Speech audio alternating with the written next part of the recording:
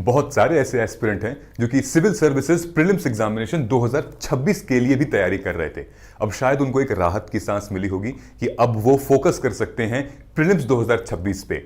तो मैं आपको स्टेप बाय स्टेप बताने वाला हूं कि अगर आप फिर से दिसंबर से रीस्टार्ट कर रहे हैं सिविल सर्विसेज प्रीलिम्स के लिए, तो आप कैसे अपने आप को ऑर्गेनाइज करेंगे। देखिए, इस 1 घंटे में अगर आप पूरी वीडियो ध्यान से देख लेंगे, आपको किसी भी अलग स्ट्रैटेजी को देखने की जरूरत नहीं पड़ेगी।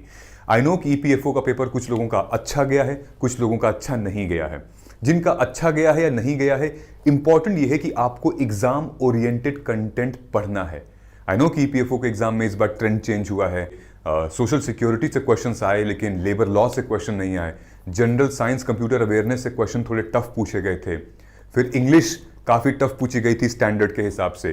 तो देखिए, हमें अगर हम एग्जाम ओरिएंटेड पढ़ेंगे तो ही समझ में आएगा। तुक्के में पढ़ेंगे और सिर्फ कुछ टाइम के लिए पढ़ के जाएंगे तो नहीं। एग्जाम होता है, इतनी बड़ी जिम्मेदारी आपको दी जा रही है कि सेंट्रल लेवल पे ईपीएफओ की नियुक्ति हो रही है, तो मेहनत तो थोड़ी करनी पड़ेगी।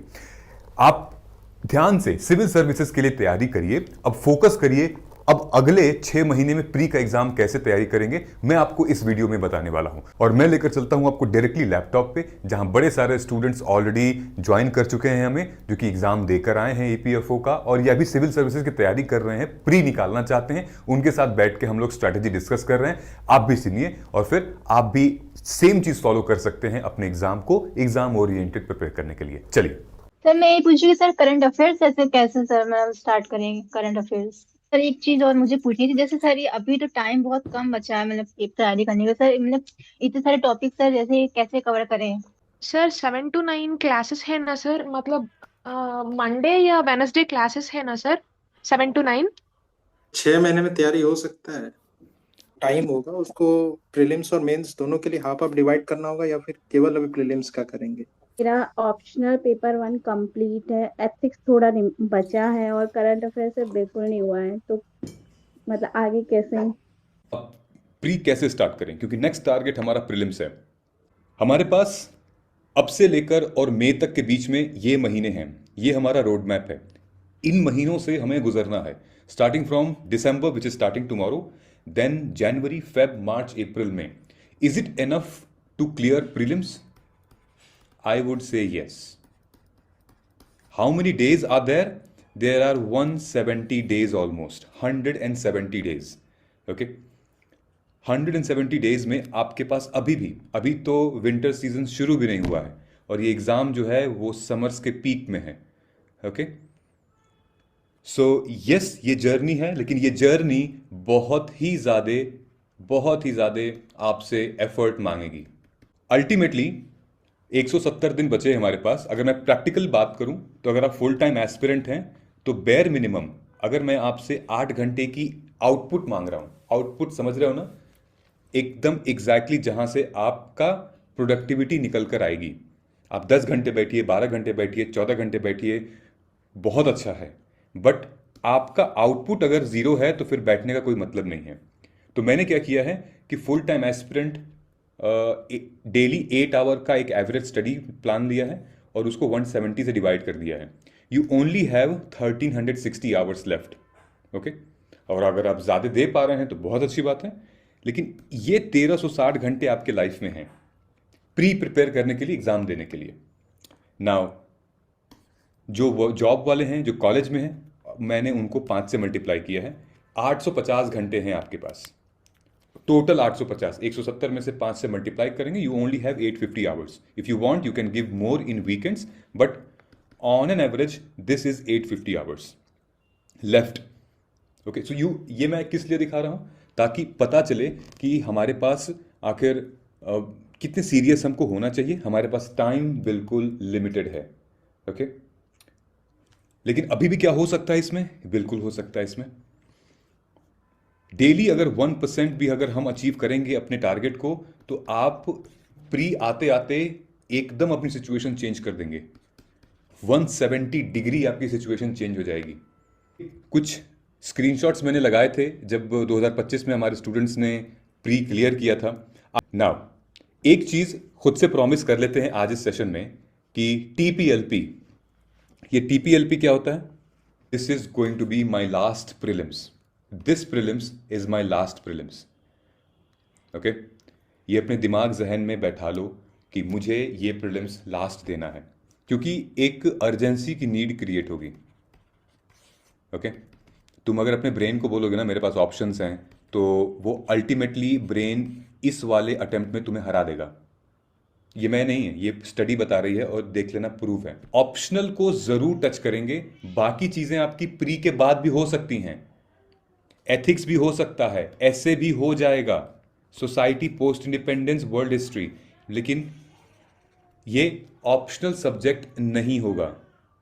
3 महीने में कोई भी ऑप्शनल नहीं कवर कर पाएगा. हाँ अगर थोड़ा बहुत कवर करना तो कर लीजिए, कोई दिक्कत नहीं है. ओके सो मेक श्योर कि हम लोग दिसंबर में उठाएं जो भी आपके ऑप्शनल का स्टेटस है. अगर आपने कवर कर रखा है वेरी गुड, तो आप जनवरी से प्री में ट्रांजिशन हो जाइए. नहीं कवर कर रखा है तो प्लीज इसको उठाइए और अगले 2 महीने में सिर्फ वीकेंड में सैटरडे संडे 4-4 5-5 घंटे दीजिए कि एटलीस्ट पेपर 1 आपका किसी भी हालत में 80% तो कवर हो जाए, ताकि आपकी प्री के बाद आपको एक शॉक ना लगे कि अरे यार द वर्ल्ड इज फॉलिंग, सबका हो रहा है मेरा हो ही नहीं रहा, मेरा तो पूरा का पूरा पड़ा हुआ है. ओके बाकी ये जो सब्जेक्ट है हमारे प्री मेंस के, इनको आप पढ़ेंगे तो दोनों में ही फायदा होगा आपके. ऑलराइट एनवायरनमेंट प्री में भी आता है, मेंस में भी आता है. अगर आप मेंस ओरिएंटेड भी पढ़ेंगे तो प्री में भी फायदा होगा. ठीक, लेकिन हम लोग प्री ओरिएंटेड अलग से कवर करेंगे. कैसे करेंगे वो मैं आपको बता दूंगा. ठीक है. ये जो हमारा रोड मैप था, जो हमने पीजीपी, जो हमारा प्रोग्राम था प्रीलिम्स गाइडेंस प्रोग्राम पीजीपी का, उसका ये जो शेड्यूल है वो मैं आपको दिखा रहा हूं. ओके सो हमने लगभग 3 मंथ्स का ये क्रैश कोर्स हमने निकाला था, जो कि कल से स्टार्ट है. ओके 1 दिसंबर से. सो उसमें हम लोगों ने इन सारे प्रॉब्लम्स को कैसे अटैच किया है. ठीक, कि कैसे हम सीसैट को फिर शेड्यूल वाइज कितने कितने टाइम हम दे सकते हैं वो करेंगे. ठीक है. फॉर एग्जाम्पल जैसे ये 1 दिसंबर है तो हिस्ट्री स्टार्ट है, 21 दिसंबर से ज्योग्राफी स्टार्ट है, तो हम लोगों ने लगभग, तुम कह सकते हो कि 21 दिन हमने हिस्ट्री को दिए हैं, ज्योग्राफी को भी लगभग 22 दिन दिए हैं, पॉलिटी से इकोनॉमी का जो ट्रांजिशन है उसमें हम लोगों ने 22 दिन दिए हैं, तो और इकोनॉमी से एनवायरनमेंट का जो ट्रांजिशन है वो भी हमने 21 दिन दिए हैं. तो ये जितने भी सब्जेक्ट हैं आपके कोर वाले, यानी कि हिस्ट्री, पॉलिटी, इकोनॉमी, ज्योग्राफी, यहां तक के, ये हमने इसको एक पार्ट 1 किया है, पार्ट 1, और ये पार्ट 2 है. ऐसा क्यों किया हमने? क्योंकि economy science and tech IR, environment science and tech IR, ये बहुत ज्यादा डायनेमिक है, फैक्ट्स काफी ज्यादा हैं. करंट अफेयर से इससे maximum 60 to 70% question current affair से ही इससे बनते हैं. ओके सो हम लोगों ने इसको टुवर्ड्स द एंड रखा है ताकि थोड़ा और करंट अफेयर आ जाए, तो फेब-मार्च में इकट्ठे कंसोलिडेशन के साथ हम लोग पढ़ाएंगे. ठीक है.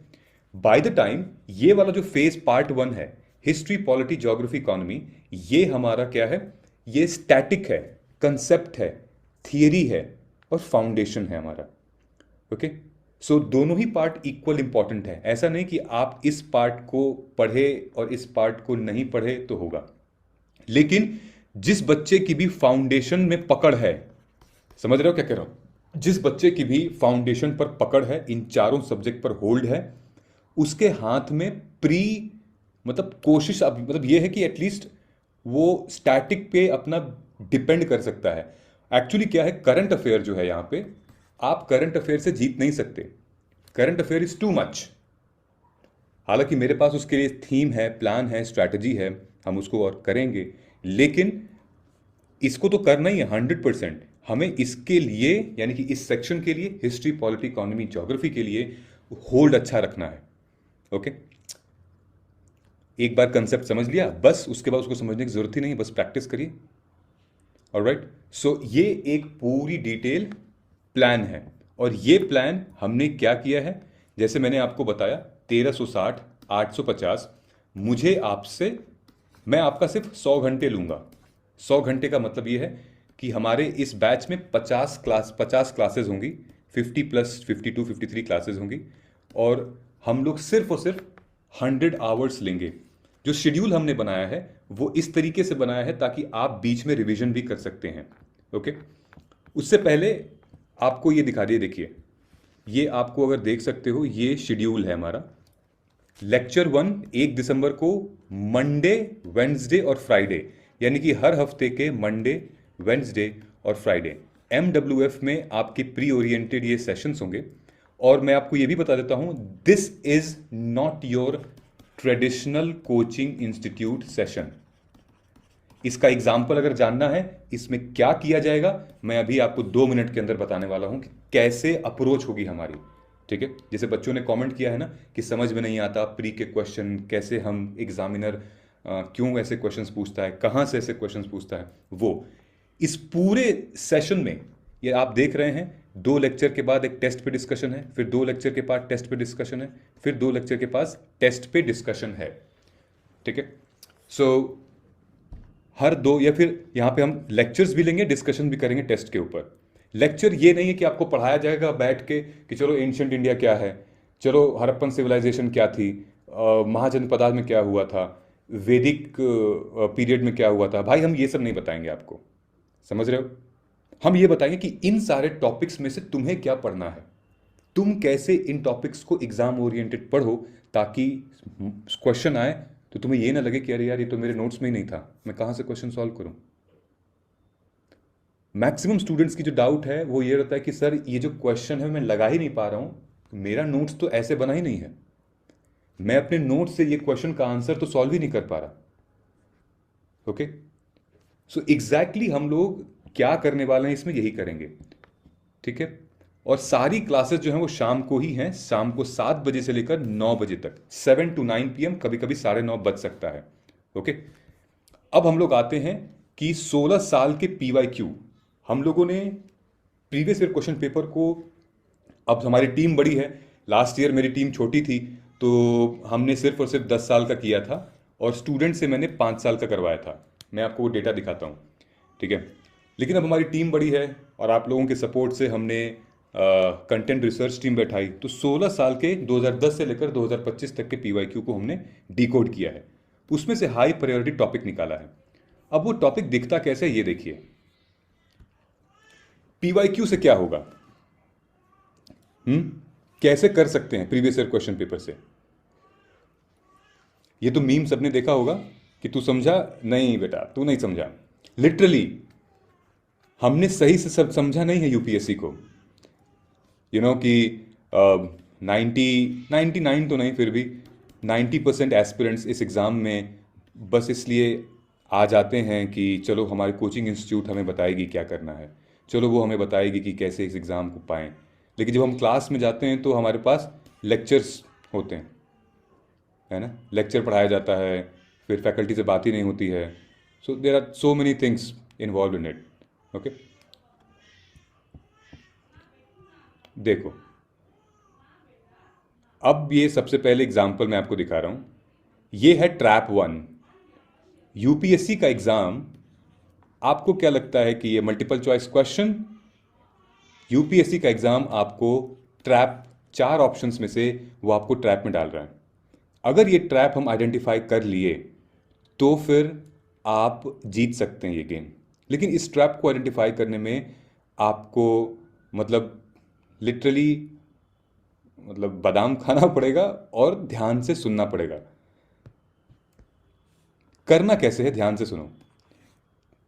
और ये पैटर्न है, ये क्वेश्चन देखिए आप लोग। With reference to the water on the planet earth consider the following statement. Okay, ये 2 स्टेटमेंट इन लोगों ने दिया और बोला कि which one of the statement is correct, 1 only, 2 only, both 1 and both 2। Alright, तो झटके से अगर हम लोग पढ़ेंगे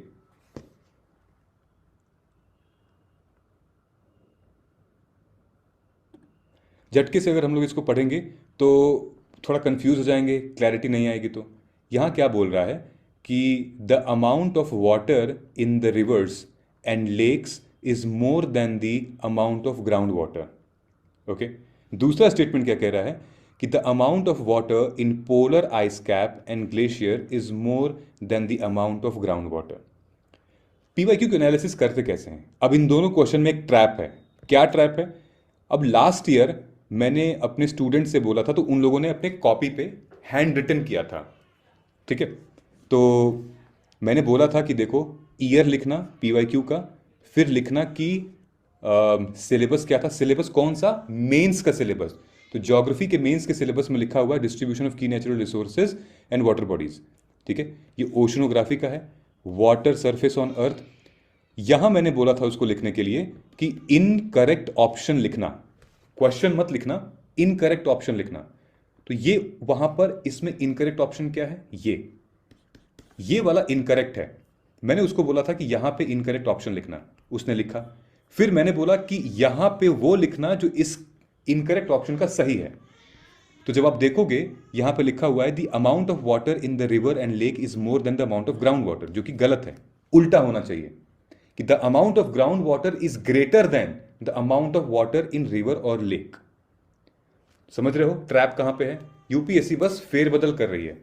तो यहां पे स्टूडेंट ने लिखा है रिवर्स स्टेटमेंट या फ्लिप स्टेटमेंट। स्टेटमेंट को ये लोग फ्लिप कर रहे हैं, ओके। तो ऐसे स्टेटमेंट्स अगर आपको मिलेंगे तो आपको भी कॉशन होना है। जहां पर भी मोर देन, ग्रेटर देन, ये चीजें आती हैं, आपको बस आपके ना मतलब कान खड़े हो जाने चाहिए कि अरे यार ये तो शायद हो सकता है, ओके। सो जो हमारा लेवल 3 है, यानी कि PYQ माइक्रो थीम जो हमने बनाई है, उसमें लेवल 3 में यही एग्जैक्टली हुआ है। ये क्वेश्चन है, देखो ध्यान से देखना, ये क्वेश्चन किस साल आया था, सही जवाब क्या है, इनकरेक्ट स्टेटमेंट क्या है, उसका करेक्ट क्या है कि ground water forms 30% of earth fresh water whereas rivers and lakes together constitute 1%। फिर हमने एक्सपेक्टेड क्वेश्चंस डाले हुए हैं कि यूपीएससी इस ऑप्शन से एक्सपेक्टेड और क्या पूछ सकती है। तो जैसे ये देखो, they can ask cryosphere, aquifer, fossil water, ये क्या होता है। They could integrate ground water data NITI Aayog water index. तो ऐसे क्वेश्चंस हमने डाले हुए हैं अपने PYQ माइक्रो थीम में, जिसका मैंने वीडियो कल लिया है, रिलीज किया है कल, ओके।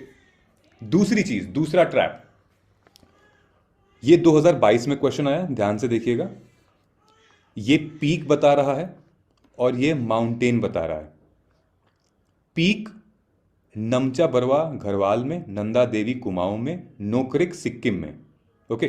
बोल रहा है कि बताइए कौन से कितने पेयर अबव सही हैं। मैंने फिर से स्टूडेंट को कहा था 2022 का, इसने एग्जैक्टली वैसे ही किया है। तो आप ध्यान से देखिए, physiography of India, location, Himalaya and other peninsular mountains.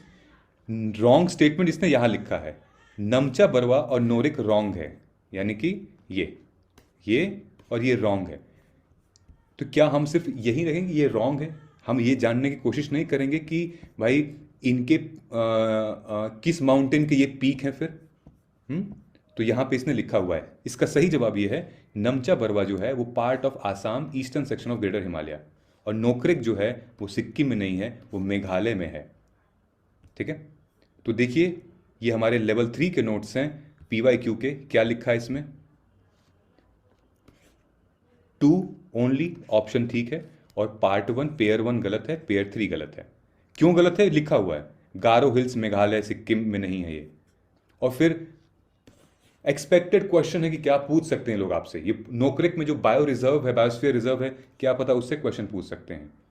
Future question पूछ सकते हैं पंजाब, कुमाऊं और eastern region division of Himalayan से, ओके। ये ट्रैप, एक और ट्रैप दिखाता हूं आप लोगों को, ये इंडियन पॉलिटी का है, ओके। इस स्टूडेंट ने भी किया है। तो इंडियन पॉलिटी का ये क्वेश्चन, ये है हमारा syllabus, features of Indian constitution, ये 5th शेड्यूल के अंदर आता है। तो एक्चुअली क्वेश्चन क्या था? क्वेश्चन ये था कि अगर किसी भी पर्टिकुलर एरिया को 5th शेड्यूल के अंदर डाल दिया जाए तो इनमें से, इन चारों ऑप्शंस में से कौन सा उसका कॉन्सिक्वेंस होगा, ठीक है। मतलब अगर किसी भी एरिया को 5th शेड्यूल में डाल दें तो क्या होगा। तो इसका सही जवाब क्या था? इसने लिखा है BCD, यानी कि ये रॉन्ग स्टेटमेंट है। तो आप देखिए इसका सही जवाब है A, कि अगर किसी भी एरिया को 5th शेड्यूल में डाल दिया जाएगा उसका मतलब ये है कि वो लैंड, वो ट्राइबल की लैंड नॉन ट्राइबल को नहीं दी जा सकती है, ओके। और कुछ नहीं होगा, यानी कि ये ट्राइबल के लैंड को प्रोटेक्ट करने के लिए ये शेड्यूल एरिया मतलब ये बनाया गया था, और किसी भी नॉन ट्राइबल को ये लैंड ट्रांसफ़र ना किया जाए। ठीक है, तो यहाँ पर ऑप्शन क्या क्या दे रहा है कि एक लोकल सेल्फ गवर्निंग बॉडी बन जाएगी, या यूनियन टेरिटरी बन जाएगा, या फिर स्पेशल कैटेगरी बन जाएगी एक स्टेट में। तो ऐसा नहीं है, और इसका सही आंसर भी यहाँ दिया हुआ है, इस स्टूडेंट ने भी यहाँ पे लिखा हुआ है BCD का सही। सो होता क्या है कि क्वेश्चन के ही ऑप्शन से यूपीएससी नेक्स्ट ईयर के क्वेश्चन पूछ लेता है। ओके, तो इस टाइप का ट्रैप यूपीएससी आपसे पूछने की कोशिश करता है। अब एक और चीज देखते हैं, ये तो हमने चेक कर लिया। अब देखिए कि इंपॉर्टेंट थीम्स क्या होती हैं। फाइनेंस कमीशन एक इतनी इंपॉर्टेंट थीम है जो कि पिछले 10 सालों में 7-8 बार पूछ चुकी है यूपीएससी। ओके, अब इस थीम को समझाने के लिए आपको एनालाइजर की जरूरत पड़ेगी, यानी कि एक मेंटोर की, एक्सपर्ट की जरूरत पड़ेगी, जो कि आपको हैंड होल्ड कर सके, बता सके कि यार देख इस तरीके से नहीं, ऐसे पढ़ा जाता है। देखो ध्यान से देखोगे तो 2012 में 13 फाइनेंस कमीशन से ऊपर क्वेश्चन पूछा गया, 2015 में 14 फाइनेंस कमीशन से ऊपर क्वेश्चन पूछा गया, 2023 में 15 फाइनेंस कमीशन के ऊपर क्वेश्चन पूछा गया। और मैंने प्रेडिक्ट किया था क्योंकि 2024 में फाइनेंस कमीशन से क्वेश्चन नहीं आए थे, और मैंने बोला था कि 2025 में आएगा। तो देखो 2025 में फाइनेंस कमीशन, 15 फाइनेंस कमीशन के ऊपर क्वेश्चन आया है, और ये मेरी वीडियो भी है यूट्यूब पे, मैंने डाला भी है, क्वेश्चन आएगा। ओके, और देखें, ये देखिए 2010 में, 2011 में कैसे क्वेश्चन है देख लेते हैं अभी हम। लेकिन इंपॉर्टेंट ये नहीं है, जैसे मैंने आपको बोल दिया कि चलो सत्रजीत और शिवम, ठीक है, कि जाओ तुम लोग, या फिर शिवानंद या फिर शिवांगी, जाओ तुम लोग फिनेंस कमीशन पढ़ लेना यार, बहुत इंपॉर्टेंट है। ठीक है, अब बच्चा फिनेंस कमीशन कंटेंट लेके बैठ गया है ना, लक्ष्मीकांत खोल लिया या गूगल कर लिया, अब भाई उसमें से पढ़ें क्या, समझ में नहीं आ रहा। तो अब समझ में आ रहा है। अब आपको ये करना है कि आपको ये पता होना चाहिए कि फाइनेंस कमीशन, एक तो संविधान कौन से आर्टिकल में फाइनेंस कमीशन बताता है, उसका फॉर्मेशन है, टेन्योर है, ड्यूटी है। दूसरा कि 13 फाइनेंस कमीशन में क्या रेकमेंड किया गया था, 14 फाइनेंस कमीशन में क्या चेंजेस किया गया था, इतना इंपॉर्टेंट क्यों था, होता क्या है, रोल क्या है फाइनेंस कमीशन का। ठीक है, यहां पर अगर आप देखोगे तो सारे क्वेश्चन में एक चीज कॉमन है, यहां पे सारे क्वेश्चन में एक चीज ये कॉमन है कि कैसे फाइनेंस कमीशन सेंटर और स्टेट के बीच में जो डिवोल्यूशन ऑफ पावर है, जो गुड्स एंड सर्विसेज टैक्सेस जो हम शेयर करते हैं, वो इन क्वेश्चंस के हिसाब से क्या वो स्टेटमेंट सही है, क्या वो स्टेटमेंट नहीं सही है। ठीक है, जैसे यहां पे लिखा है, it has increase, 14 finance commission में, it has increase the share of states in central division pool from 32% to 42%। Okay, ये क्या पूछ रहा है कि from the horizontal tax devolution 15 finance commission used how many of the above criteria other than population area and income distance. ठीक है, यानी कि हॉरिजेंटल टैक्स डिवोल्यूशन में कौन कौन से क्राइटेरिया यूज किए गए थे, इन सब में से कौन कौन से क्राइटेरिया यूज किया गया था अदर देन पॉपुलेशन और इनकम डिस्टेंस। तो आपको जो किसी भी स्टेट को इवैल्यूएट करना है तो फाइनेंस कमीशन कोई ना कोई एक क्राइटेरिया बनाता है। जैसे हिमाचल प्रदेश है, ये टूरिज्म सेक्टर में बहुत हैवी है, तो उसके लिए दूसरा ग्रांट जाएगा, गुजरात में दूसरा ग्रांट जाएगा, उत्तर प्रदेश में दूसरे तरीके का संबंध है। ओके, 2025 में यही सेम चीज इन लोगों ने पूछ दिया है, एग्जैक्टली उनके ऑब्जेक्टिव को कॉपी पेस्ट कर दिया यहां पे। It has recommended grants of इतना 1000 करोड़ इतना इतना ईयर के लिए, incentivising states to enhance educational outcome, 45% of net proceeds taxes are to be shared with the states. ये जो कीवर्ड आप देख रहे हो, दिखने में ऐसा लगता है कि नहीं ये बहुत टफ है, हम कैसे पढ़ेंगे, लेकिन आपको लिटरली सिर्फ और सिर्फ फिनेंस कमीशन जब गठित होती है उसको बस पढ़ो कि ऑब्जेक्टिव क्या है इसका, दूसरा एक पढ़ो कि उसका ऑब्जेक्टिव क्या है, दूसरे उसमें चैलेंजेस क्या हैं, और तीसरा कि उसका क्राइटेरिया क्या है। समझ में आ रहा है। और ये मेंस स्पेसिफिक कंटेंट है, जो बच्चा मेंस की तैयारी में अच्छे से इसको पढ़ेगा उसको समझ में आ जाएगा। ठीक है, तो ये है सेम 2010 में इन लोगों ने पूछा था Who of the following shall cause every recommendation made by the finance commission to be laid before House of Parliament? तो वो हमारा वो हमारा प्रेसिडेंट ऑफ इंडिया है। तो फिनेंस कमीशन जो है वो रिपोर्ट मतलब प्रेजेंट करता है प्रेसिडेंट को, तो प्रेसिडेंट जो है वो पार्लियामेंट में टेबल करते हैं। ठीक है, तो ये आर्टिकल जब आप पढ़ोगे आर्टिकल 280 तो उसमें मतलब साफ साफ बताया हुआ है कि president of India places the recommendation of finance commission to both the houses. ठीक, सेम यहाँ पर भी है। तो मैं आपको यहाँ पढ़ा नहीं रहा हूँ दोस्तों, ठीक है, मैं आपको ये बता रहा हूँ कि पढ़ना कैसे है, करना कैसे है, इंपॉर्टेंट क्या है। ठीक, अब देखो ये तो हमारा इकोनॉमी चल रहा था, अब हमारा है आगे आर्ट एंड कल्चर। मैंने कहा था ना कि कल्चर जो है वो करंट बेस थोड़ा ज़्यादा है। अब ध्यान से देखना इसको, ये क्वेश्चन आया था 2024 में। Consider the following property included in the world heritage list by UNESCO. ठीक है, how many of the above property are included in 2023? PM Modi एक तो ये देखिए 18 सितंबर को ये न्यूज़ आई थी, 18 सितंबर को ये न्यूज़ आई थी, Shanti Niketan declared UNESCO world heritage site. ठीक है, PM Modi says more pride, Hoysala temple in Karnataka now India's 42nd world heritage site. ठीक है, और यहाँ पे इन लोगों ने क्वेश्चन पूछ दिया था, कंसिडर द फॉलोइंग स्टेटमेंट, कि आप बताइए।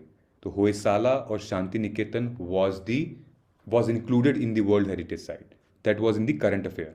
ठीक है, अब देखिए ये 20 जनवरी 2022 का क्वेश्चन था कि पीएम मोदी ने एक new circuit house Somnath temple के पास इनॉग्रेट किया है। ठीक, तो इन लोगों ने क्या पूछा है, ये 2022 के प्री का क्वेश्चन है। The prime minister recently inaugurated new circuit house near Somnath temple at Veraval. अब ये सोमनाथ की हिस्ट्री के बारे में पूछ दिया, Somnath temple, jyotirlinga, then description of Somnath given by whom, Pran प्रतिष्ठा किसने किया था, समझ में आ रहा है? तो इनके लिए करंट से अच्छा एक और देखिए, पीएम प्रेसिडेंट टू 30 जनवरी 2022 का क्वेश्चन है कि प्राइम मिनिस्टर और president to attend unveiling of Ramanujacharya statue. तो देखो 2022 में क्वेश्चन आ गया था, world second tallest statue sitting pose of Ramanuja was inaugurated by प्रधानमंत्री। और बताइए क्या रिप्रेजेंट करता है, उसका स्टैटिक पार्ट है रामानुजम का, करंट अफेयर से कोई लिंक नहीं है। ठीक है, logical argument, salvation, best means of salvation, devotion, Vedas are eternal, जो कि रामानुजम की फिलॉसफी थी। ओके, ये देखिए ये क्वेश्चन ये है 2024 का, 6 दिसंबर 2023 को 6 दिसंबर 2023 को गुजरात का गरबा यूनेस्को के इंटेंजिबल कल्चरल हेरिटेज साइट में इंक्लूड कर दिया गया था। ठीक है, प्री 2024 में क्वेश्चन पूछ दिया गया, which one of the following was latest inclusion of intangible cultural heritage site? क्या है? Gujarat garba dance. Okay, by the way intangible cultural heritage site ये बहुत इंपॉर्टेंट है, 6 बार क्वेश्चन पूछ चुकी है इससे, 6 टाइम्स। ओके, हम लोग बाद में दिखाएंगे कैसे कैसे क्वेश्चंस पूछी थी। नहीं यही है, ये देखो इंटेंजिबल कल्चरल हेरिटेज साइट 2021 में इन लोगों ने पूछा, with reference to India the term Halbi Ho and Kui pertains to what? तो ये एक डांस फॉर्म है नॉर्थ वेस्ट इंडिया का। ओके, ये cultural intangible cultural heritage site का पार्ट है। सेम गोज टू ये 2014 में पूछा गया था। देखो जब garba UNESCO intangible heritage site में नहीं था तो गरबा ऑप्शन में था 2014 में। ओके, तो इनमें से ये पूछ रहा है कि बताओ ये मतलब डांस फॉर्म है और किस स्टेट में किया जाता है? गरबा गुजरात, मोहिनी अट्टम उड़ीसा, यक्षगना कर्नाटका। तो Mohini Attam is in Kerala not Orissa. Okay, तो डांस फॉर्म और कहां किस स्टेट में किया जाता है ये पूछा गया है। और ये सेम 2024 में गरबा को क्या किया गया था? इंटेंजिबल कल्चरल हेरिटेज में साइट में दिया गया था और यहां से क्वेश्चन बन गया। ओके, यहां तक समझ में आया? नहीं समझ में आया तो और भी ऑप्शन है मेरे पास, चलिए आपको और ऑप्शन दिखा देते हैं। ये देखिए, ये मैंने वीडियो लिया था, आई एम श्योर कि आप लोगों ने नहीं देखा होगा, ये यूट्यूब पे है। तो ये एक टॉपिक है यूपीएससी एनवायरनमेंट में। ओके, एक छोटा सा टॉपिक है दोस्तों, कोल। कोल एक छोटा सा टॉपिक है, लेकिन उस छोटे से टॉपिक ने बहुत लोगों को मार्क्स दिलवा के गया है, जिन लोगों ने पीवाईक्यू समझा है। ओके, ध्यान से सुनना, 5 मिनट में आपको पता चल जाएगा कि एनवायरनमेंट का भी टॉपिक जो है वो मतलब डुएबल है। कोल एक छोटा सा टॉपिक है, सोच के देखो, एनवायरनमेंट इतना बड़ा सब्जेक्ट, कोल एक छोटा सा टॉपिक। 2010 से लेकर 2014 तक यूपीएससी पूछती थी कि कोल कहाँ पाया जाता है, लेकिन 2017 से 2024 तक यूपीएससी पूछती है क्या, इकोनॉमिक इन्वायरमेंटल इम्पैक्ट क्या है कोल का, और policy impact on coal. Okay, चलिए ये आपको दिखाता हूं कुछ क्वेश्चंस, तो ध्यान से सुनना जो मैं बताने जा रहा हूं तुमको। तुम लोगों को ये पता है ये क्या होता है? Do you know about this coal based thermal power plant? I am sure लोगों को पता होगा कि coal based thermal power plant क्या होता है, जहां से बिजली उत्पन्न की जाती है, जहां से इलेक्ट्रिसिटी जनरेट की जाती है।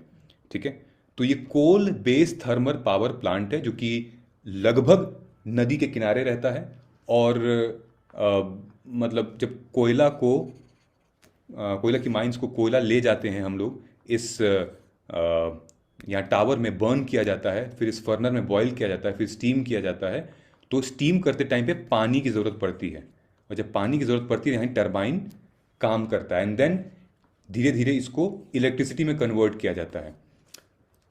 इंडिया सबसे ज़्यादा फॉसिल फ्यूल में यूज़ करती है कोल को इलेक्ट्रिसिटी बनाने में, फिर यूज़ करती है ऑयल को, और फिर नेचुरल गैस को यूज़ करती है। सबसे ज़्यादा 78% जो है इंडिया यूज़ करती है कोल।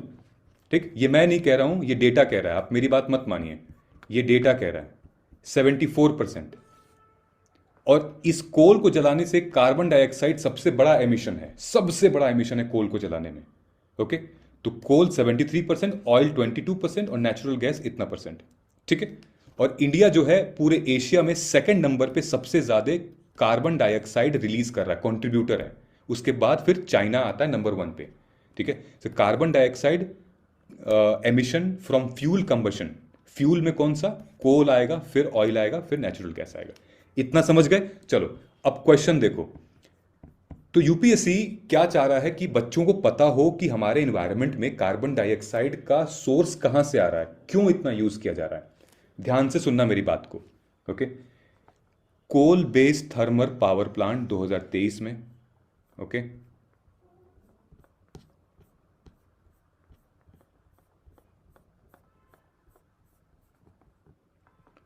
कोल बेस्ड थर्मल पावर प्लांट फिर से 2023 में। ओके, इस क्वेश्चन को 2020 में एक क्वेश्चन आया था, इसके ऑप्शन में कोल फायर्ड पावर प्लांट्स। ठीक है, और भी कहीं हम देख सकते हैं। हाँ, ये 2011 में क्वेश्चन आया था, coal combustion thermal power plants. Okay, क्या कुछ समझ में आ रहा है आप लोग को? कुछ क्लैरिटी मिल रही है? ये लोग क्या पूछना चाह रहे हैं आपसे? क्या पूछ रहे हैं कि बताइए कि थर्मल पावर प्लांट जो कोल बेस्ड वाला इंडिया में है, none of them uses sea water, none of them is set up under water stress district, none of them is privately owned. क्या ये पॉसिबल है? नहीं, तीनों इसका स्टेटमेंट ही गलत है।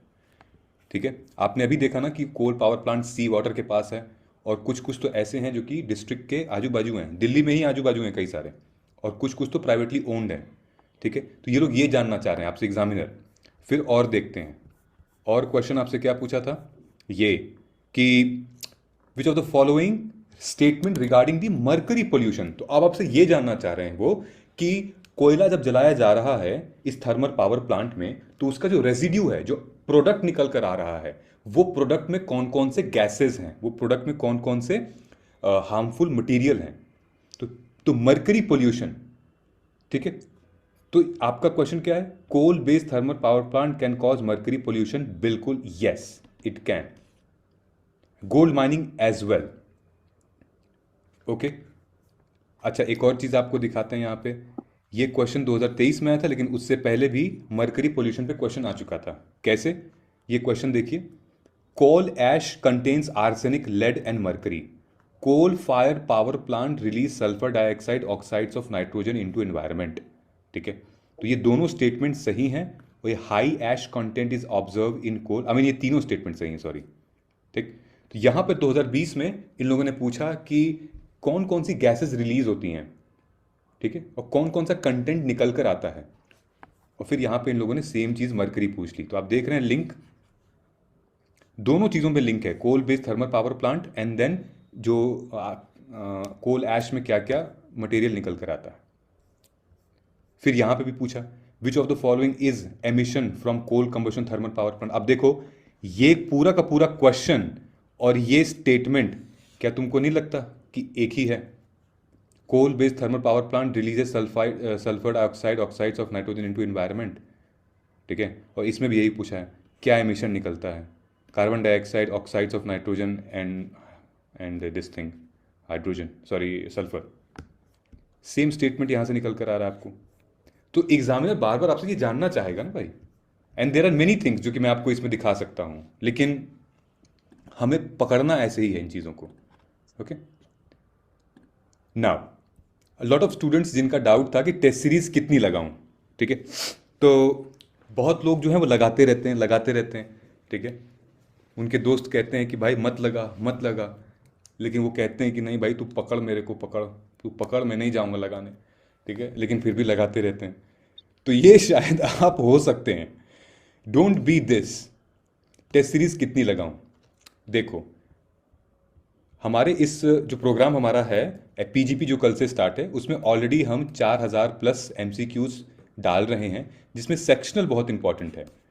सेक्शनल का समझ रहे हो ना, मतलब सेक्शन वाइज पॉलिटी के जितने भी चैप्टर्स हैं, fundamental right, DPSP, duties, president, governor, उनके 10-10, 15-15 क्वेश्चंस आपको लगाने हैं। ठीक है, सो करना क्या है ये देखिए। Test series was never about to जज your like result oriented performance. Test series आपको ये नहीं बताएगी कि आपका प्री में होगा या नहीं होगा। ठीक है, एक सेकेंड होल्ड करिए।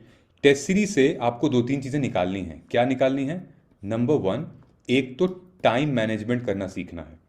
कितना क्वेश्चन कब सॉल्व करें, 2 घंटे के अंदर 100 क्वेश्चन को हम कैसे अचीव कर सकते हैं, हमारी एक्यूरेसी क्या होगी, पहले कौन सा अटेम्प्ट करें, बाद में कौन सा अटेम्प्ट करें, ये सारी चीजें टेस्ट सीरीज आपको सिखाएगी, क्योंकि आप रियल एग्जाम में जाके ये सब नहीं सीखेंगे, राइट।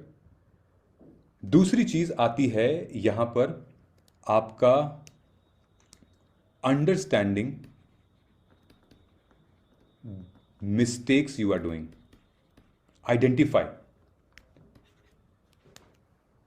टेस्ट 1 में मैंने क्या मिस्टेक किया और टेस्ट 10 में क्या मिस्टेक किया, और तुमने अगर सेम मिस्टेक की है तो सेम रिजल्ट आएगा, तुम ग्रो नहीं कर रही हो। समझ रही हो? टेस्ट 1 में, टेस्ट 10 में same mistake, then you are not growing in this preparation. You have to identify that which is your weakest area. ये देखो, ये स्क्रीनशॉट मैंने लगाया है, ये मैंने स्टूडेंट्स को दिया है कि तुम लोग टेस्ट को ऐसे करो। जब भी एक टेस्ट दोगे उसके बाद क्या करोगे, लिखोगे कि टोटल टॉपिक जो कि सही हैं। तो इस स्टूडेंट ने ये जो टॉपिक उसके सही हैं पूरी लिस्ट बनाई थी। ठीक, जैसे इसने लिखा है election commission, judicial review, parliament, election commission, ये सब इसके सही थे। फिर ये वाला कॉलम जो है वो इसने लिखा है type of wrong, topics of wrong question, जो इसके गलत हुए। ओके, जो इसके गलत हुए हैं। अब मैं आपसे एक इंपॉर्टेंट क्वेश्चन पूछने जा रहा हूं, रेडी रहिएगा आंसर करने के लिए। ठीक है, ये सारे उसने टॉपिक रखे थे जो उसके गलत हुए थे, नोट कर लिया था उसने, बहुत अच्छा। फिर उसने लिखा था कि रीजन क्या था जो कि इतने सारे क्वेश्चन गलत हो गए। तो उसने लिखा हुआ है, ध्यान से आप देखोगे तो उसने यहां लिखा हुआ है confusion between 2 options, silly mistake, some topics not covered in well manner, forgot, revision required। जब इस बच्ची ने लिखा कि कंफ्यूजन बिटवीन 2 ऑप्शंस, तो क्या हमें टेस्ट सीरीज में प्रैक्टिस नहीं करनी चाहिए? मल्टीपल स्टेटमेंट प्रैक्टिस वही करना, उस पर फोकस करना चाहिए ना, मल्टीपल स्टेटमेंट को हम कैसे टैकल करें।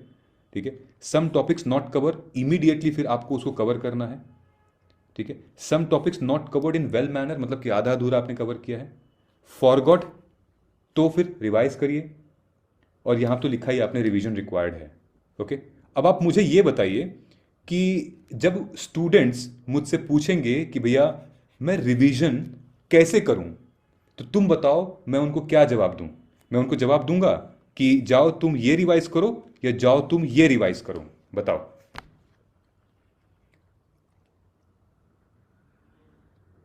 Wrong topic. Right, Wrong question. Of course.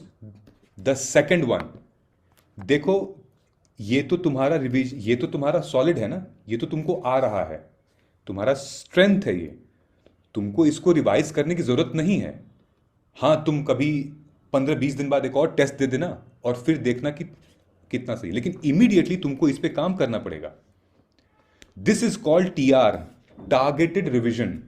This is called identifying your mistakes via test series. देखो तुम्हारा बर्डन कितना कम हो जाएगा, देखो तुम्हारा टाइम जो है वो एकदम डेडिकेट हो जाएगा कि जो मेरे को नहीं आ रहा है मैं उसी पर फोकस कर रही हूं। मैं क्यों खाली पीली यार रिट ऑफ मैंडेमस कर रही हूं, क्यों बिना मतलब कि मैं वाइस प्रेसिडेंट फिर से पढ़ रही हूं, ठीक है, इलेक्शन कमीशन पढ़ी जा रही हूं।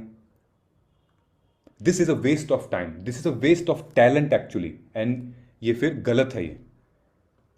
तो ये आपकी ही जिम्मेदारी है, ठीक। हम टेस्ट देंगे, आप ये नोट करिए और मेरे को भेज दीजिए ना। जब आप प्रोग्राम में आते हैं बच्चे प्रोग्राम में ज्वाइन करते हैं, तो मैं टेस्ट देता हूं, करो और मेरे को भेजो ना यार। तुम, मैं देखूं तो सही तुम्हारा बहुत बड़ा एरिया छूट रहा है, छोटा एरिया छूट रहा है, तुमको खुद पता चल जाएगा। और तुम्हें क्या लगता है कि इसको रिवाइज करने में तुम्हें 20 दिन लगेंगे? अरे नहीं, तुम 5 दिन के अंदर कर सकती हो, क्योंकि ऑलरेडी तुम्हारे पास नोट्स बने हुए हैं, तुमको बस एक बार जाके रिविजिट करना है, ठीक है। सो ऐसे निकालेंगे तो थोड़ा सा प्रैक्टिस आपकी टेस्ट सीरीज की समझ में आएगी। मैटर ये नहीं करता लेडीज एंड जेंटलमैन कि कितना टेस्ट हम लगाए हैं, मैटर ये करता है कि जितना टेस्ट हमने लगाया है, क्या हमने लिटरली उसको एनालाइज किया है, हमारी गलती कहाँ है, हमारा स्ट्रॉन्ग पॉइंट कौन सा सब्जेक्ट है। टेस्ट सीरीज से तुम्हें यह लगा सकते हो कि तुम प्री के एग्जाम में कौन सा सब्जेक्ट पहले स्टार्ट करो। समझ रहे हो कि तुम पॉलिटी स्टार्ट करोगे, तुम्हें ज्योग्राफी स्टार्ट करनी, कौन सब्जेक्ट स्टार्ट करो, क्योंकि वहां जाके तुम्हें सरप्राइज ना लगे, ओ माय गॉड अब मैं क्या करूं। समझ रहे हो? युद्ध में योद्धा जीत पहले जाते हैं अपने दिमाग में, इतनी प्रैक्टिस करते हैं, अपने आप को मैनिफेस्ट करते हैं फील्ड में कि मैं जीत चुका हूं, उनका जीत चुका हूं। लड़ने तो उनका शरीर जाता है। Are you getting my point? लड़ने उनका शरीर जाता है, दिमाग से वो जीत चुके होते हैं और वही जीतते हैं। कुछ कुछ ऐसे लोग भी होते हैं जो हार के भी जीत जाते हैं। नाम रहता है संभाजी महाराज, गोरा बादल, इतिहास में नाम है उनका। हार के भी वो जीत चुके, क्योंकि उन्होंने भाई क्या परफॉर्मेंस दी थी, लोग देखते रह गए, स्टन्ड, स्तब्ध रह गए लोग। आपको भी यही करना है, आपको दिमाग में विजुअलाइज करना है कि मेरा नाम आ गया है प्री के लिस्ट में, मैं मेंस लिख रहा हूं या लिख रही हूं, मुझे बस प्रोसेस फॉलो करना है, सिर्फ प्रोसेस फॉलो करना है और मेरे को जीत जाना है। ठीक है, समझ में आ रहा है आप लोग को? इस कड़ी का आखिरी है सीसैट। सीसैट करें, क्या करें? और मुझे लगता है कि सारे स्टूडेंट का लगभग यही डाउट होता है।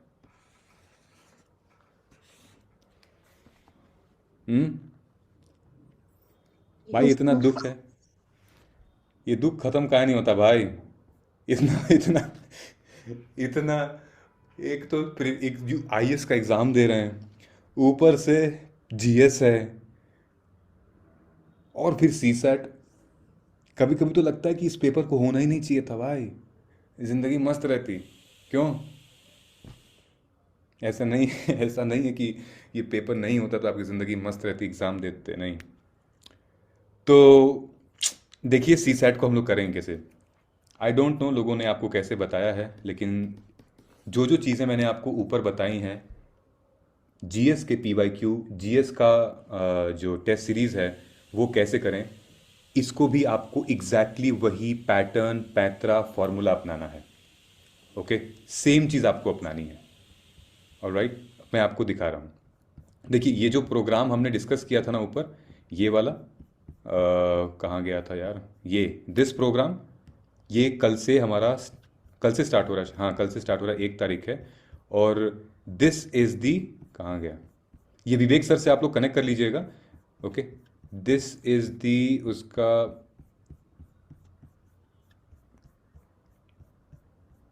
हाँ ये वाला 2 चीज। तो एक जो है वो पीजीपी प्लस है। पीजीपी प्लस का मतलब जहाँ पे मेरी मेंटोरशिप 1-to-1 रहेगी आपके साथ, और इस पे भी कूपन कोड है, वो विवेक सर आपको कूपन कोड दे देंगे, you will get maximum discount इसके ऊपर। ठीक है, और ये पीजीपी है जो कि हमारा मतलब सब कुछ इसमें रहेगा, बस मेरी मेंटोरशिप 1-to-1 नहीं रहेगी। Okay, if you want you can go for it, if you want you can go for it. Coupon code sir आपको दे देंगे। अगर आप लोग ग्रुप में, जैसे मान लीजिए कि 4 बच्चों ने मिल के कोर्स लिया है, तो उसके लिए एक अलग वो हम लोग और सपोर्ट कर रहे हैं उसके लिए। जैसे विवेक सर ने कहा कि सर मेरे पास 6 बच्चों की टीम थी, उन्होंने कहा था प्रोग्राम लेने के लिए, तो हम लोगों ने और भी अफोर्डेबल इसको कर दिया था, क्योंकि हम मासेस तक जाना चाहते हैं, जो कि घर बैठा बच्चा तैयारी कर रहा है हम उस तक जाना चाहते हैं। हम इसको 25-30 हज़ार का कोर्स नहीं बनाना चाहते। ओके, जब आप ये ले लेंगे, उसके साथ में ये माइक्रो थीम भी इंक्लूड है उसमें।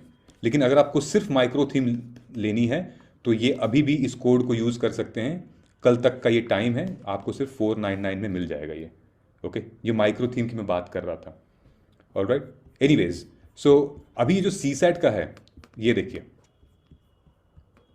तो सीसैट में भी हम पीवाईक्यू की एनालिसिस करते हैं, और सीसैट में भी रिपीटेड क्वेश्चंस आते हैं। हमें टारगेट क्या करना है कि हमें एटलीस्ट 100+ मार्क्स को टारगेट करना है, हम उससे नीचे टारगेट नहीं करेंगे। विच मीन्स कि हमें एटलीस्ट 50 से 55 क्वेश्चंस अटेंड करने हैं। आपको पता है ना, सीसैट का एक क्वेश्चन 2.5 मार्क्स का होता है, राइट? तो 50 से 55 क्वेश्चन हम लेकर चलेंगे, हमें अटेंड करना है, अटेम्प्ट करना है। ठीक है, और आपको एक क्लैरिटी हो जानी चाहिए कि मैं क्या छोड़ूंगा और क्या अटेम्प्ट करूंगा। ओके, देन सीसैट में हम क्यों फेल होते हैं?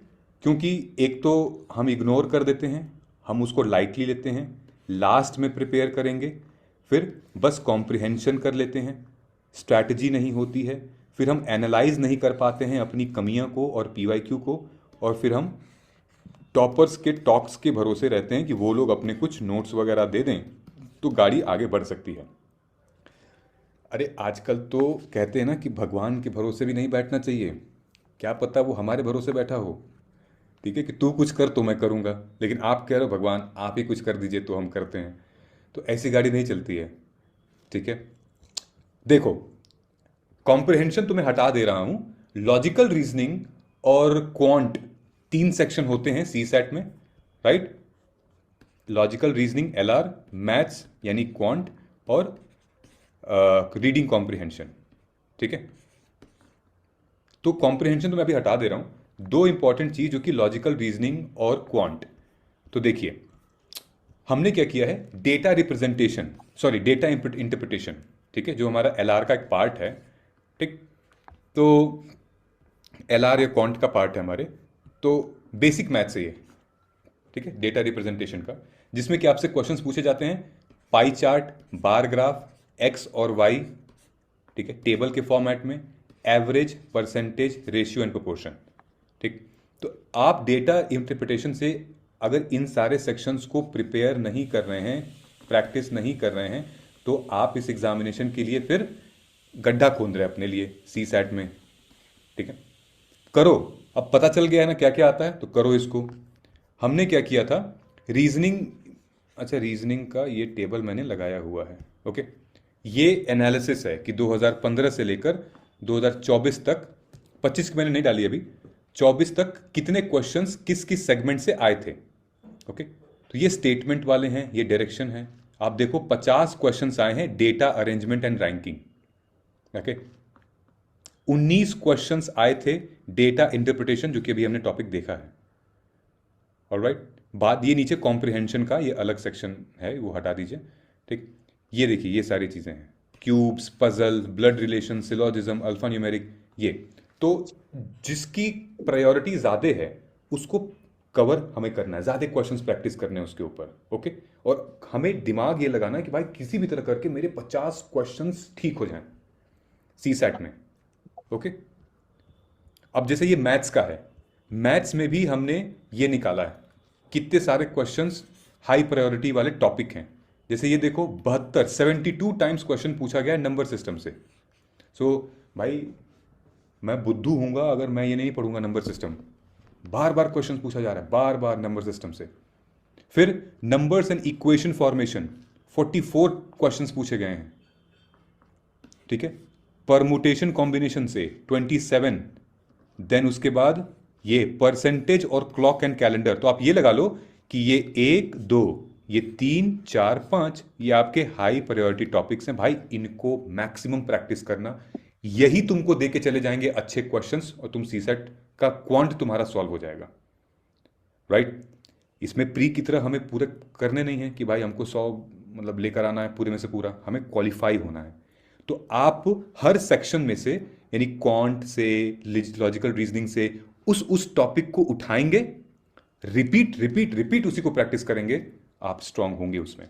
फॉर एग्जाम्पल जैसे ये मैथ्स का है, ठीक है, ये जितने भी मैंने ये फ्लावर बना रखा है वो बेसिक मैथ का है। जैसे एवरेज हो गया, रेशियो प्रोपोर्शन हो गया, compound interest, simple interest and instalment हो गया। ये हमारे क्लास 9-10 में बताते हैं, उससे पहले भी पता चलता है, क्लास 6-7 में भी होता है। ये स्टार वाला मैंने बनाया, don't miss this, problems on train, time and work, speed, distance and time, they been asking a lot. जैसे ये क्वेश्चन देखिए, ठीक है, ये रिपीट हुआ है ये क्वेश्चन। पी की सैलरी 20% है लोअर देन क्यू की सैलरी, ठीक है, तो आप बताइए कि आर की सैलरी पी की सैलरी से ज़्यादा है कम है। सेम यही है, certain number of man can complete a piece of work in 6 days where K is the natural number, by what percent should a number of man increased, ऐसे करके इन 5 दिन। ठीक है, ये परसेंटेज का है। टाइम, स्पीड एंड डिस्टेंस, जैसे कि एक आदमी जो है वो अपने घर से 2:30 बजे निकलता है, गांव जाता है, फिर वहाँ पहुँचता है, फिर 25 मिनट बाद वहाँ रुकता है, एंड देन तो टोटल बताइए कि भाई विलेज क्लॉक टाइम, ऐसे करके क्वेश्चंस आए हुए हैं। XYZ can complete piece of work in इतना 8 घंटे और 8 आवर में, तो अब आप बताइए कि what is the minimum amount of time they will take to finish the work. और ये आए हुए हैं, आते हैं ऐसे क्वेश्चंस, रिपीट होते हैं, तो हम क्यों मिस करना चाहेंगे इनको, राइट? सेम ये सीक्वेंस और सीरीज में है हमारे लॉजिकल रीजनिंग में, ठीक है, कि ये बताओ कि सही अल्फ़ाबेट क्या होगा, लखनऊ को हम सही इसमें क्या कर सकते हैं, ठीक है, ये आपका फॉर्मूला यहाँ दिया हुआ है, इसी फॉर्मूले को लखनऊ पे आपको अप्लाई करना है, तो कौन सा कीवर्ड निकलेगा। सेम आपको ये है कि लेटर्स ABCDE में अरेंज किए हैं in such a way that there are 2 letters between A and E, how many of such arrangement are possible. Then consider the sequence, A है, BCD है, देन BBCD ऐसे करके है। अब आप बताइए कि इसमें कौन सा नेक्स्ट सीक्वेंस रहेगा D के बाद। ओके, सो मैं सॉल्व इसलिए नहीं कर रहा हूं आपको क्योंकि again we don't have lot of time to solve it, but ये पैटर्न है। ऐसा नहीं कि सीसैट में क्वेश्चंस रिपीट नहीं होते हैं, या फिर इसमें तो और ज़्यादा होते हैं, इसमें तो पूरा का पूरा मतलब फिलॉसफी इनकी यही है। लेकिन अगर हम प्रैक्टिस नहीं कर रहे हैं तो प्रॉब्लम है ना बॉस हमारे साथ, ठीक है। और इसका भी मैंने ये बना के रखा हुआ है कि ये फ्लावर वाले हैं वो प्रायोरिटी हैं, स्टार वाले जो हैं रिपीट हो रहे हैं, बार बार बार बार बार बार रिपीट हो रहे हैं। ओके, सो अगर आपका सीसैट वीक है, देखिए मैं बहुत ईजिली बता रहा हूँ, अगर आपका सीसैट में आपने कुछ नहीं किया है, वीक है, तो दिसंबर में और जनवरी में आई एम श्योर कि आपका मैथ्स वीक होगा, मतलब उस पर ज़्यादा काम करना है, क्योंकि 90% स्टूडेंट्स का वही है। जो भी सेक्शन आपका वीक है, ओके, आपको वो सेक्शन उठाना है और 2 महीने, यानी कि 2 महीने आपको देने हैं मैथ्स को। सिर्फ कैसे दोगे? आप वीकेंड पे दे दो, हर सैटरडे संडे को 2 घंटे ब्लॉक कर दो सीसैट का। आप MWF में मंडे वेडनेसडे फ्राइडे, या TTS में ट्यूसडे थर्सडे सैटरडे 2 घंटे दे दो। उस 2 घंटे में करोगे क्या? एक टॉपिक उठाओ, डेटा इंटरप्रिटेशन, नंबर सिस्टम, ठीक है, ये सारी चीज़ें ऐसे करोगे तो टारगेटेड चीज़ें होंगी। इस बैच में हम लोग फरवरी से स्टार्ट कर रहे हैं सीसैट की क्लास, फेब से, ठीक है। लेकिन अगर आपको अभी से करना है तो आप ऐसे कर सकते हो, यूट्यूब पे आप सर्च कर सकते हो कि परमुटेशन कॉम्बिनेशन के ऊपर क्या फॉर्मूला प्रैक्टिस करना है आपको क्वेश्चन, तो आपको वीडियोस मिल जाएंगे। लेकिन अगर आप सिर्फ सीसेट को कैसे करें ऐसे सर्च करोगे तो फिर आप कभी भी टारगेटेड नहीं पहुंच पाओगे, ठीक है। यही मैं माइक्रो थीम की आपसे बात कर रहा था, इस माइक्रो थीम के बारे में, ओके, कि हमारे पास टोटल 423 माइक्रो थीम हैं।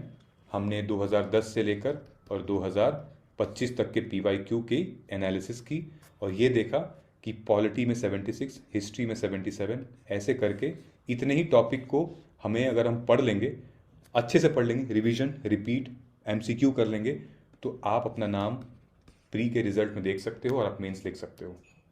लेकिन मेहनत करनी है, हमें एफर्ट डालना है भाई, भारी एफर्ट डालना है, समझ रहे हो, मेहनत से पीछे नहीं हटनी है। ये सारे ये प्री के PYQs अस्त्रा, अगर आप लोगों को देखना है तो आप लोग बताइए, अदरवाइज मतलब मैं दिखा सकता हूँ। यस सर, देखनी है। सर ये सेम कंटेंट हिंदी मीडियम के लिए भी होता? हाँ, 20 या 20 दिसंबर के बाद मिलेगा। अभी हम लोग हिंदी मीडियम पे काम कर रहे हैं, क्योंकि उसका ना PDF थोड़ा सा अलग, स्पेसिंग की दिक्कत होती है, मात्राओं की दिक्कत होती है, और उसको थोड़ा हम लोग प्रूफ रीडिंग में डालते हैं, तो थोड़ा सा हेलो उसमें टाइम लगता है। हेलो जी हेलो। सर, श्रेय बात कर रहा हूँ सर। आपने जो 4000 क्वेश्चन बोले थे MCQ इस बैच में, वो मतलब हिंदी मीडियम के लिए भी हाँ हाँ, नहीं, हिंदी में भी है, हिंदी में भी है, सॉरी, हिंदी में भी है।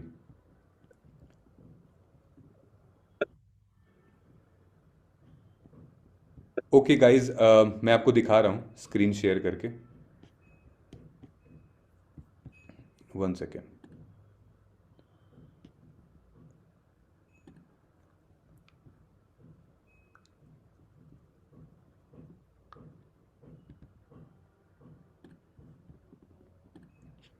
ये आई होप आप लोगों को दिख रहा है। Yes sir. Okay okay, so basically ये हमारे ये लेवल 1 है, ये दिख रहा होगा आपको, लिख रहा हो level 1, decoding the mind of UPSC। तो लेवल 1 में हमने क्या किया है कि ये आपको हर जगह मिल जाएगा। देखो मैं आपसे एकदम साफ साफ बता रहा हूँ, लेवल 1 आपको हर जगह मिल जाएगा, हर कोचिंग इंस्टीट्यूट में मिल जाएगा, क्योंकि हमने इसको ऐसे प्लान किया है कि फंडामेंटल राइट है, ठीक है। तो ये है तुम्हारा क्वेश्चन, ओके, ये फंडामेंटल राइट पे कितने क्वेश्चंस आए हैं, ये क्वेश्चन रियल क्वेश्चन है UPSC के। देन ये क्वेश्चन का डायमेंशन किस थीम पे है, और ये उसका करेक्ट एक्सप्लेनेशन है, ठीक है। ये आपको हर जगह मिल जाएगा, और ये लेवल 1 है हमारा, ठीक है। तो ये डेटा हमने प्रिपेयर किया था, ये आपको हम दे रहे हैं लेवल 1 में, ठीक। एग्जैक्टली जो क्वेश्चन है किस टॉपिक का था, सब कौन से सिलेबस से लिया गया है, और क्या सही आंसर है और एक्सप्लेनेशन है, वो है, ओके। नाउ अब लेवल 2 में आपको दिखा देता हूं। जैसे ये तो मैं कल ही किया था ना, 1 सेकेंड,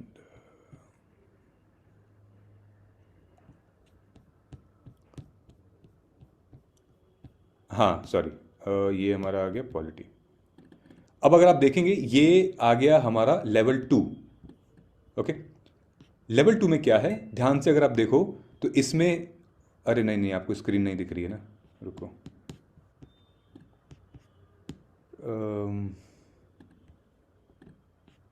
ये स्क्रीन दिख रही है, राइट। सो लेवल 2 में क्या है कि यहां पर क्वेश्चन दिया है, ईयर है, करेक्ट आंसर है, फिर यहां पर आपको एक इनसाइट बताया है कि this question tests the understanding of economic justice principle under DPSP।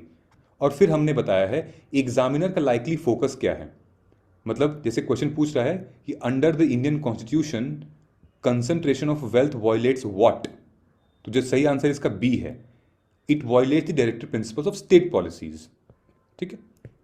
तो एग्जामिनर का जो फोकस है हमने यहां पे मेंशन किया है, क्या है फोकस, कि the article directs minimisation of wealth concentration, difference between DPSP and fundamental right in economic justice, ठीक है, ये एग्जामिनर आपसे पूछना चाह रहा है।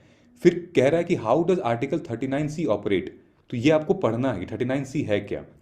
फिर पूछ रहा है कि विच amendment strengthen the socialist goal in DPSP, ठीक है, कौन सा अमेंडमेंट था कि जो डीपीएसपी में सोशलिस्ट गोल को और मजबूत कर रहा था। ऐसे करके ये हमने पूरा लेवल 2 क्रिएट किया हुआ है। ओके, ये पूरा पॉलिटी का है, हर सब्जेक्ट का आपको ऐसे मिलेगा, ठीक है।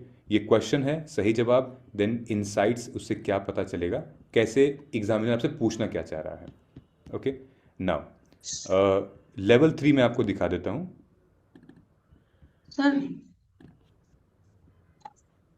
सर इसके अलावा हमें और भी कुछ लेने की जरूरत पड़ेगी या बस इसी से सफिशिएंट है सर? ये कौन सा? ये जो आपने ये दिया बुकलेट टाइप ये क्वेश्चंस के लिए, इसके अलावा और भी कुछ लेने की जरूरत पड़ेगी या बस ये सफिशिएंट है क्वेश्चंस के लिए? नहीं, क्वेश्चन ये तो वो क्वेश्चन है ना, वन लाइनर। आपको अगर आपको एमसीक्यूज पर्टिकुलरली सॉल्व करने हैं फिर तो वो हमारी टेस्ट सीरीज है, लेकिन यहां से आपको ये पता चल रहा है कि एग्जामिनर का माइंडसेट क्या। अब जैसे हम लोगों ने डीपीएसपी वाला क्वेश्चन देखा, अब ये हमारा लेवल 3 है। अब इसमें देखो, इसमें ऑप्शंस है क्वेश्चन का, करेक्ट आंसर हमने यहां दिया हुआ है। फिर याद है मैंने अभी बताया था सेशन में रॉन्ग स्टेटमेंट, तो रॉन्ग स्टेटमेंट ए और सी है इसमें, ठीक है, और नीचे भी है रॉन्ग स्टेटमेंट डी वाला।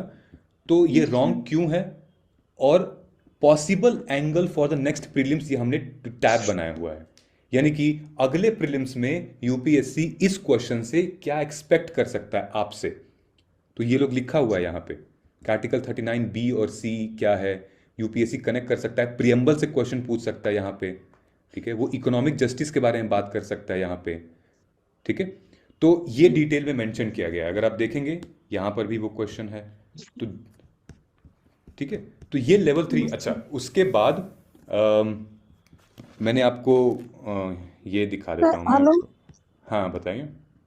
हाँ सर, बोले ये जो मतलब ये जो थीम दे रहे हैं, मतलब ये इसे हिंदी में मिल जाएगा सर? हाँ बोले तो कि हिंदी में 20 तारीख को बाद मिले, 20 तारीख के बाद मिलेगा। और 20 तारीख के बाद, सॉरी सर जी सुने नहीं। जी, हाँ हाँ हाँ, ठीक है। सर यस, सर इसमें सारे प्रीवियस ईयर क्वेश्चंस कवर्ड है from 2010 to 25। Exactly. Yes sir, thank अब यू। देखो मैंने एक और शीट खोली हुई है आप लोगों के लिए, मैं दिखा देता हूँ। जो हमारा लेवल 4 है, okay, so this is level 4, ये मैंने इकोनॉमी का खोला है। ये इसलिए इम्पॉर्टेंट है, अरे कहाँ गया भाई, हाँ, ओ नहीं, रुको, नहीं दिख रहा, एक सेकंड। अरे वो भी आके ले जाएगा। तो इधर कहाँ, इधर है ना, उनको खोपचे में क्या को डाल रहा जगह के लिए। ऑलराइट, ये इसलिए इंपॉर्टेंट है, जैसे इकोनॉमी में पिछले 16 सालों में कैसे क्वेश्चंस पूछे थे, इन्फ्लेशन, ट्रेड, मॉनेटरी पॉलिसी, यहां से क्वेश्चंस आए हैं। आपके लिए जो टारगेट है, जो पढ़ना है, वो ये है लेवल 4 के कंटेंट, ये माइक्रो थीम है। ओके, जैसे ये थीम है हमारी इन्फ्लेशन एंड मॉनेटरी पॉलिसी, इनके ऊपर यूपीएससी ने ऑलरेडी क्वेश्चन पूछा हुआ है 2010 से लेकर 2023 तक, ये हाई वेटेज है। Inflation, monetary policy, physical policy, inflation, demand pull factor क्या होता है, इन्फ्लेशन, फिर कंसेप्ट क्या है, डिफ्लेशन क्या होता है, ठीक है। 2 थीम, 12 माइक्रो थीम। ट्रेड और एक्सचेंज रेट, ये देखिए 1 2 3 4 6 थीम है ट्रेड और एक्सचेंज रेट में, और लगभग 37 अलग अलग टॉपिक हैं। तो जब आप पढ़ने बैठोगे और इन टॉपिक्स को अगर आपने मिस किया तो फिर ये ब्लंडर है, हमें मिस नहीं करना इनको, ठीक है। पढ़ाई अपनी पूरी इसमें अच्छे से करनी है, रिवाइज इसको करना है, पढ़ना है, ये एग्जाम ओरिएंटेड है, ठीक है। तो ये सारी चीज़ें हर एक सब्जेक्ट की आपको दी जाएंगी for pre mains and pre के लिए फॉर योर यूपीएससी 2026, ठीक है।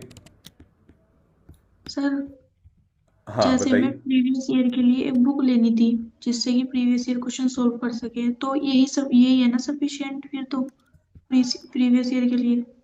हाँ सफिशिएंट, जी ये सर। तो ये बहुत ज़्यादा है, इसमें बहुत कुछ है। जी थैंक यू सर।